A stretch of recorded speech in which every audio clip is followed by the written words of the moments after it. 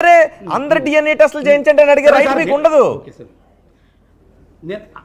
సరే సార్ అలాగే అనుకుందాం, కాసేపు అలాగే అనుకుందాం, నేను కాసేపు ఎందుకు ఊరికి ఆర్గ్యుమెంట్ అంతే కదా. మాట్లాడండి అంతే let me ask in the court. అలాగే అడుగుదాం, let me ask in the court. Mentality గురించి మీరు రేపు పొద్దున కోర్టు ముందు కూడా మీకు తెలుసు కదా, ఇంటిమేషన్ క్రిమినల్ ఇంటిమిడేషన్ అని ఒకటి ఉంటది మనకి, మీకు తెలిసిందే. 2014 నుంచి 17 వరకు లా చదివినారు అయ్య గారు, అవన్నీ చెప్పినా నిన్న మహా న్యూస్ లో.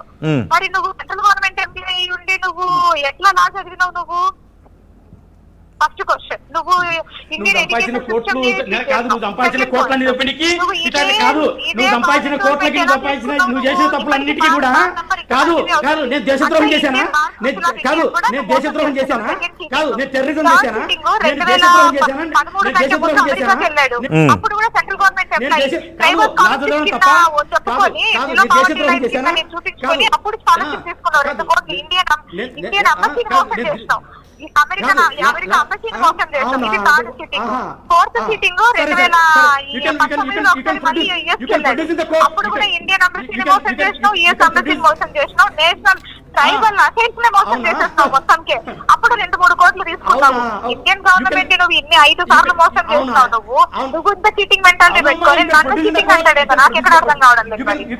ఇది 5 చీటింగ్లు. వాటిని మీరు ప్రొడ్యూస్ చేస్తారా? మీ దగ్గర ఆధారాలు ఉన్నాయా శాంతి గారు వాటికి సంబంధించి?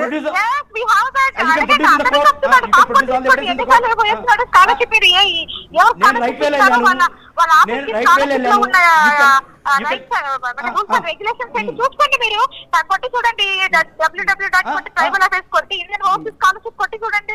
బిలో పావర్టీ లైన్ ఉండాలా దానికి. అసలు అప్పుడు అడుగుతారు ఇంకా. ఓకే శాంతి గారు, సెప్టెంబర్ లో ఒక విషయం చెప్పండి. సెప్టెంబర్ లో యుఎస్ నుంచి మదన్ మోహన్ రప్పించి ₹1 కోటి బ్యాగ్ మీరు తీసుకొచ్చారంటున్నారు, నిజమాది? మీరు అసలు ఈ టాపిక్ మాట్లాడండి. అసలు ఆ టాపిక్ మీకు మ్యాట్రిమోనియల్ టాపిక్ పై కోర్టులో తెచ్చుకోమని చెప్పండి. ఓకే ఇది ఇండియన్ గవర్నమెంట్ మాట్లాడదాం, దాని గురించి కూడా మాట్లాడదాం. మీ దగ్గర ఆధారాలు ఉన్నాయా వాటికి? సార్ ఆమె ₹1 గురించి భయపడుతుంది. ₹1.60 నుంచి ఈడీ వస్తుందని భయపడుతుంది. ₹1.60 ఈడీ వస్తుంది. ₹1.60 గురించి ఈడీ వస్తుందని భయపడతా ఉంది. ఈడీ వస్తామని భయపడుతుంది చెప్పండి సార్. ఆమెను భయపడుతుంది చెప్పండి. మీరు నిజమేనా మోసం చేశారా? గవర్నమెంట్ మీరు ఈ విషయాల్లో మోసం చేశారా? లేదు సార్, నేను మోసం చేయలేదు. నేను రైట్ వేలో లా చేశాను, రైట్ వేలో అమెరికాకి వెళ్ళాను.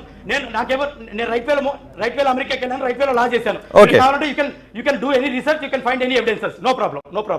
ఓకే, వాటికి సంబంధించి ఆమె ప్రూవ్ చేసినప్పుడు, కేసు ఫైల్ చేసినప్పుడు డిస్కషన్కి వస్తుంది. బిఫోర్ దట్ అది కాదు మన విషయం.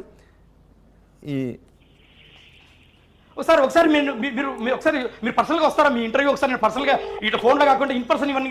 అందుకే మీరు స్టూడియోకి రండి అని పిలిచాం మిమ్మల్ని. లేదు అదే సార్, మీరు ఒకవేళ మీకు ఏమైనా కుదిరితే రేపు మీరు శాంతి గారు ఫోన్ కట్ అయిపోయింది. నాకు కుదిరితే స్టూడియోకి వస్తాను. శాంతి గారు ఒక్క విషయం, ఓకే నేను కన్క్లూడ్ చేస్తాను. నాకు అది కాదు, నాకు ఒక మదన్ మోహన్ గారు ప్లీజ్ కొంచెం ఆడియో తగ్గించండి. శాంతి గారు నాకు ఒక విషయం చెప్పండి. ₹2 కోటి బ్యాగ్ తీసుకొచ్చాను అంటున్నారు, అది వాస్తవం ఉందా? ఒక విల్లా మీరు తీసుకున్నారు, మీ ఆదాయం చాలా తక్కువగా ఉంటుంది, కానీ 2 కోట్ల విల్లా కొన్నారు అని అంటున్నారు, నిజమేనా? నేను చెప్తాను రోహిత్ గారు, క్లారిటీ చేసుకోండి. ఇది ఇతను ఒప్పుకున్నట్టుగా నాకు 30 లక్షల రూపాయలు ఇస్తాను అన్నాడు కదా, ఏది మా 2016 దానిలో. దాని ప్రకారంగా నేను సాగర్ నగర్ లో ఇల్లు కొనుక్కున్నాను. అది 36 లక్షలు ఎంతో, 36.5 లక్షలు ఎంతో మా బావ దగ్గరే. అంటే మానిపాటి మదన్ మోహన్ కి వరుస కన్నా అవుతాడు మానిపాటి శ్రీధర్. మా బావ గారు అప్పుడు జడ్జిగా ఉన్నప్పుడు కొనుక్కున్నారు. తర్వాత ఆయనకి ప్రమోషన్ ట్రాన్స్ఫర్ రావడం వల్ల ఆయన షిఫ్ట్ అయిపోతూ శాంతి నాది ఒక ప్రాపర్టీ ఉంది అక్కడ, సెకండ్స్ అదండి, సెకండ్స్ థర్డ్ అది, ఫస్ట్ కూడా కాదు, ఫస్ట్ హ్యాండ్ కూడా కాదు, సెకండ్ హ్యాండ్ ఉంది. మా తీసుకుంటామంటే సరే బాబా నేను లోన్ పెట్టుకుంటాను, లోన్ వస్తుందంటే నేను కొనుక్కుంటాను అని చెప్పిన.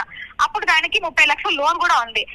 ఇప్పుడు ఏదైతే మదన్ మోహన్ నాకు పే చేశాడో ఆ 30 లక్షలు దానికి పంపించేస్తే, ఎందుకంటే ఇవన్నీ నేను గవర్నమెంట్ కి సబ్మిట్ చేయాలి, మీకు ఓవరాల్ గా చెప్పింది కాదు. రేపు పొద్దున ఎవరైనా ఏసీకి వచ్చినా నేను చెప్పాలా. సో అదేంటండి ఆ 30 లక్షలు దాన్ని ట్రాన్స్ఫర్ చేసి హౌసింగ్ లోన్ క్లియర్ చేసేస్తున్నాను. దాన్ని ఎక్కడికి విశాఖపట్నంది. ఇతను ఇచ్చిన డబ్బులే నేను ఒప్పుకుంటాను, ఇది ఆ డబ్బులు మదన్ మోహన్ ఇచ్చాడు, నేను ఒప్పుకుంటాను, తీసుకుందామా అయిపోయింది. ఏది మా విడిపోవడానికి ఒప్పుకున్న అగ్రిమెంట్ ప్రకారం ₹2 కోట్లు పెట్టుకున్నారు, ₹1 బ్యాగ్ తీసుకొచ్చారు. వినండి ఒక విషయం వినండి. తర్వాత నేను హౌసింగ్ లోన్ పెట్టుకున్నా, ఏది విల్లా కోసం హౌసింగ్ లోన్ పెట్టుకున్నాను. హౌసింగ్ లోన్ 50 లక్షల లోన్ వచ్చింది నాకు. ఏది దానికి ఎందుకు మార్టిగేజ్ చూపించాను, ఏది మన విశాఖపట్నంలో ఉన్న ఇల్లు మార్టిగేజ్ చూపించి నా శాలరీ చూపించుకుని 50 లక్షల లోన్ వచ్చింది. దాని తర్వాత నాకు ఒక 20 లక్షలు క్రెడిట్ తెచ్చుకున్నాం. కాబట్టి మా దగ్గర అన్ని ప్రూఫ్స్ ఉన్నాయి, ఎవిడెన్స్ అన్ని ఉన్నాయి. తర్వాత ఇంకో 20 లక్షలు నా హస్బెండ్ ఎవరైతే సుభాష్ ఉన్నాడో నాకు ఇల్లు